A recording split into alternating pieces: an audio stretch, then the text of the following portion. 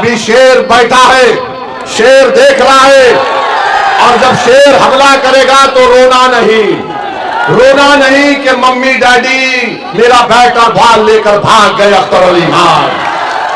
हम चुनाव लड़ेंगे, पूरे बिहार में लड़ेंगे, ताकत से लड़ेंगे, जीतेंगे, और इंशाअल्लाह ताला जहां पर नहीं जीत सके वहां पर अपनी ताकत को मनवा के रहेंगे इंशाअल्लाह ताला। जो जगह पर अल्लाह उसके रसूल का जिक्र होता है तो शैतानी नफरत करता है उससे। हम जो भी है अब आप फैसला कर लीजिए, हम कैसा बोलेंगे, वरना बोलेंगे हमको शैतान बोल दिए। वैसे जो भाग जाते हैं वो भी शैतान के एजेंट हैं, जो धोखा देकर भागते हैं। पुलिस को जाने से हमारा सियासी हकीका होता है, और पुलिस को तो हम अपना ससुराल समझते हैं। जेल को हम गए कई मरतबा, पुलिस की लाठियां मेरे सर और पीठ पर पड़ी, तो हम तो आए हैं इस मैदान में मरने को आए हैं, जीने को नहीं आए तुम्हारी तरह। मरना तो सबको एक दिन, मगर वो मौत काबिल कदर मौत होगी जो जालिम के खिलाफ करते हुए आ जाए, जो तागूत के खिलाफ खड़े होकर हक को बयान कर सके।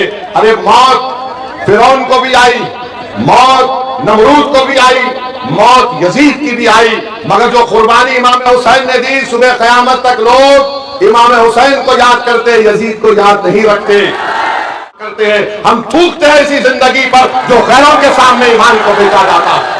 और मुझे यकीन है कि आप इन गद्दारों का, इन दुश्मनों का मुंह तोड़ जवाब देंगे आने वाले विधानसभा में। आप देंगे ना इंशाअल्लाह। जिन्होंने आपसे को झूठ बोलकर आपके ख्वाबों को चूकनाचूर करने की कोशिश की, जिसने हमारी मां और बहनों की दुआओं को, उनकी कुर्बानियों को रायगा जाने दिया, मुझे यकीन है कि यहाँ की जनता जमहूरी तरीके से मुंह तोड़ जवाब देगी।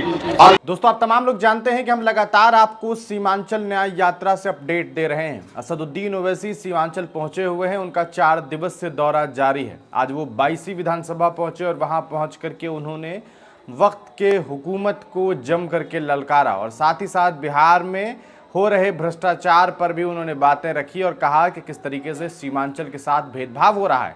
उन्होंने अपने उन विधायकों का भी जिक्र किया जिन्होंने AIMIM का इस्तेमाल किया, AIMIM के सिंबल से चुनाव जीता, लेकिन बाद में पार्टी के साथ गद्दारी करके वो तमाम लोग राष्ट्रीय जनता दल का हिस्सा हो गए, और उसमें एक 22 से भी विधायक रहे हैं। आपको बताते चलें, इस पूरे मामले के बीच असदुद्दीन ओवैसी ने उस मामले का भी जिक्र किया जिसमें आप जानते हैं बिहार में अलग अलग पार्टी ये दावा कर रही है कि हम 1500 रुपये, तो 2500 रुपये, तो 10,000 रुपये महिलाओं को देंगे ताकि वो बिजनेस कर सके, उन्हें हम इकोनॉमिकली सपोर्ट करेंगे। इस पर असदुद्दीन ओवैसी ने हजरत गूगल से लोगों से बातचीत करने की अपील की और कहा कि आप हजरत गूगल से जानिए, पूछिए कि महाराष्ट्र में महिलाओं को कितने रुपये दिए जा रहे हैं, तो उधर से जवाब आएगा कि अभी रोक लगा दिया गया है। क्या कुछ ओवैसी कह रहे हैं, आप इस वीडियो को देखिए। और मैं बता रहा हूं कि जो पैसों के नाम पर बिक चुके थे वो बेईमान थे। जो पैसों को अपनी ठोकर पर रखा उसका नाम अख्तर अली खान है। अख्तर अली खान ने 5 साल में अपने विधानसभा में 800 करोड़ के काम मंजूर करवाए। इतनी बड़ी पंचायत में अगर किसी ने मोदी के, अमित शाह के सामने कहा कि ये कानून जो तुम ला रहे हो मेरी मस्जिद छीनने के लिए ला रहे हो, मैं इस कानून को फाड़ता हूं, और फाड़ के सामने रख दिया लोकसभा में। अख्तर अली महानंदा पर अभयपुर का ब्रिज कुल 200 करोड़ का अख्तर अली खान ने मंजूर करवाया। कैसे मंजूर करवाया? अख्तर अली खान ने हमसे कहा कि आप आ जाइए, सीमांचल को आपको नदी में चलना है। हम नहीं जानते थे, हम आ गए। हम तो शहरी इलाके से आते हैं, और अख्तर अली खान साहब ने कहा कि सर जूता उतारिए, हमको पानी में चलना है। और हम पानी में चले, फिर एक और नदी में गए, वहां पर पानी में चले। अख्तर अली खान पटना गए, तेजस्वी मंत्री थे। अख्तर अली खान खड़े होने से पहले उस वक्त तेजस्वी उप डिप्टी चीफ मिनिस्टर थे, उन्होंने कहा अख्तर अली खान साहब आप फिक्र ना करें, आपका पुल सैंक्शन कर दिया गया। मेरे भाई, ये ताकत होती है। ये बार बार ये जो बेईमान भाग कर चले गए, ये बोलते क्या है, हमको उस पार्टी में क्या होगा, फायदा होगा जब हम मंत्री नहीं बन सकेंगे। अरे तुम तो संतरी भी नहीं बन सके, मगर अख्तर अली खान शेर की तरह खड़े होकर 800 करोड़ के काम किया। तुम संतरी बने, तुमने गैरों की चौखट पर जाकर अपना जमीर बेच दिया, तुमने हम सबको रुस्वा किया। तुमने सीमांचल की जनता के पीठ में खंजर घोंपा, तुमने अपना सर उनके आगे झुका दिया। मगर जिसने सिर्फ ये तय कर लिया था कि मैं अल्लाह के आगे सर झुकाऊंगा, मैं गैरों के आगे सर नहीं झुकाऊंगा, अल्लाह ने उसकी विधानसभा में 800 करोड़ के काम करवा दिए। तो मालूम हुआ कि मंत्री बनना जरूरी नहीं है, ना संतरी बनना जरूरी है। बनना क्या बनना है? मर्द मुजाहिद बनना है, ताकि इनकी आंखों में आंखें डालकर हम काम करवा सके। आप बताइए, 5 या 6 मरतबा के विधायक यहाँ के राजद के थे, अब ये 2 मरतबा के विधायक हो गए। देखिए, याद रखिए, रुकनुद्दीन माने रुकन का मतलब एक सुतून होता है दीन का। तुम उस नाम के भी अहमियत को बरकरार नहीं रखे। अरे तुम इन गरीबों के सुतून होना था, उनका पिल्लर होना था। तुम जाकर तुम राजद के ऑफिस में एक पिल्लर बन गए, जो तुमको पलटकर भी कोई नहीं देखता तुमको वहां पर। क्या तुमने बेईमानी की? और तुम समझ रहे हो कि तुम हमारे मजलिस के लोगों के खिलाफ FIR दर्ज कराने से हम दब जाएंगे, हमको तकलीफ होगी। सुनो, याद रखो, पुलिस को जाने से हमारा सियासी हकीका होता है, और पुलिस को तो हम अपना ससुराल समझते हैं। जेल को हम गए कई मरतबा, पुलिस की लाठियां मेरे सर और पीठ पर पड़ी, तो हम तो आए हैं इस मैदान में, मरने को आए हैं, जीने को नहीं आए तुम्हारी तरह। मरना तो सबको एक दिन, मगर वो मौत काबिल कदर मौत होगी जो जालिम के खिलाफ करते हुए आ जाए, जो तागूत के खिलाफ खड़े होकर हक को बयान कर सके। अरे मौत फिरौन को भी आई, मौत नमरूद को भी आई, मौत यजीद की भी आई, मगर जो कुर्बानी इमाम हुसैन ने दी, सुबह क़यामत तक लोग इमाम हुसैन को याद करते, यजीद को याद नहीं रखते। टीपू सुल्तान ने अंग्रेजों के खिलाफ लड़कर अपना हर चीज कुर्बान कर दिया, और टीपू की मौत कैसे आई? टीपू के हाथ में तलवार थी, अंग्रेज जनरल 1 घंटे तक रुका रहा, जिस्म को हाथ लगाने से पहले कोई जाकर डर रहा था, और जब अंग्रेज जनरल ने जाकर टीपू के जिस्म को हाथ लगाई तो उसने कहा कि इसका जिस्म बहुत गर्म है। जिस्म से रूह निकल गई, मगर एक मर्द मुजाहिद का जिस्म गर्म था। हम इस मौत की तमन्ना करते हैं, हम थूकते हैं इसी जिंदगी पर जो गैरों के सामने ईमान को बेचा जाता है। और मुझे यकीन है कि आप इन गद्दारों का, इन दुश्मनों का मुंह तोड़ जवाब देंगे आने वाले विधानसभा में। आप देंगे ना इंशाअल्लाह? जिन्होंने आपसे को झूठ बोलकर आपके ख्वाबों को चूकनाचूर करने की कोशिश की, जिसने हमारी मां और बहनों की दुआओं को, उनकी कुर्बानियों को रायगा जाने दिया, मुझे यकीन है कि यहाँ की जनता जमहूरी तरीके से एक मुंह तोड़ जवाब देगी। और यहाँ पर विधायक साहब है, जमीन का म्यूटेशन में पैसा लिया जाता नहीं लिया जाता? बताइए हमको। कम से कम 20,000 रुपया लिया जाता है, लिया जाता है 20,000 रुपया। कितना लिया जाता है? हाथ उठाइए। फिर उसको ऑनलाइन चढ़ाने के लिए 2,000 रुपये देते। बताओ रुकनुद्दीन, तुम्हारा कितना हिस्सा है इसमें? म्यूटेशन ऑनलाइन, यानी भ्रष्टाचार आम कर दिए कि बेटा जितना लूटना है लूट लो, गरीब का खून चूस लो, कोई जवाबदेही नहीं होगी।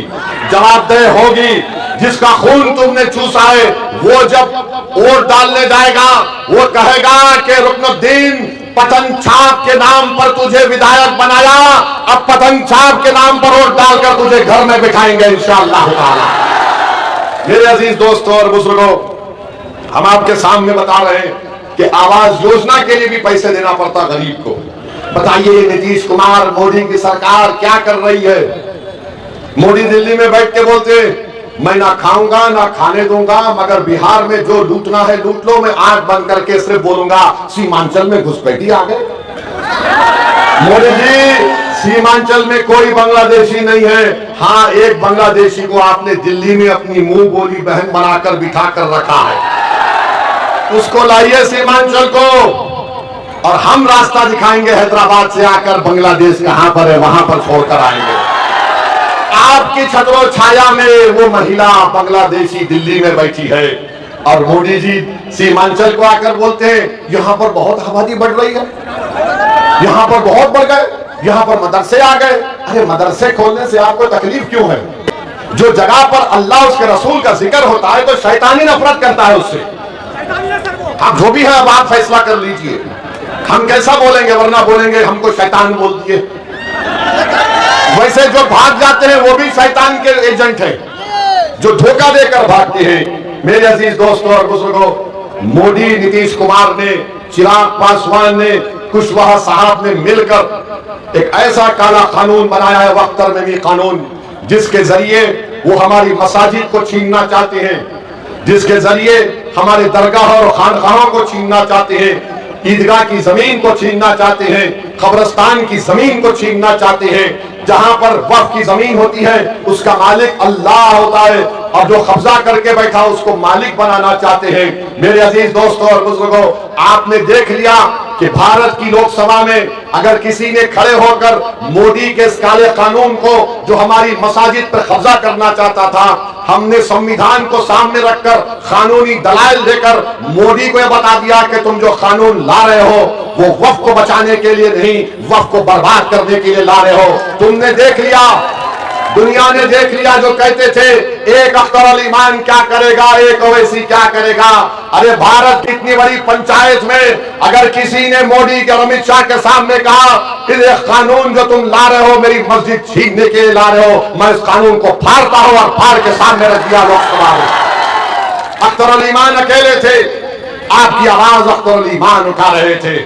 मेरे भाई, सीमांचल में लोगों की मौत होती है, किसी नागवानी वजूहात के बिना पर नहीं होती मौत। इनकी मौत इसलिए होती है कि एम्बुलेंस नहीं है, इनकी मौत इसलिए होती है कि अस्पताल नहीं है, इनकी मौत इसलिए होती है कि रोड नहीं है, इनकी मौत इसलिए होती है ताकि बेजमीर लोग अपने आप को बेच देते हैं। तो मेरे भाई, इनकी जिंदगियों को बचाना भी हमारी जिम्मेदारी है, इनकी जिंदगी को बचाना भी हमारी जिम्मेदारी है।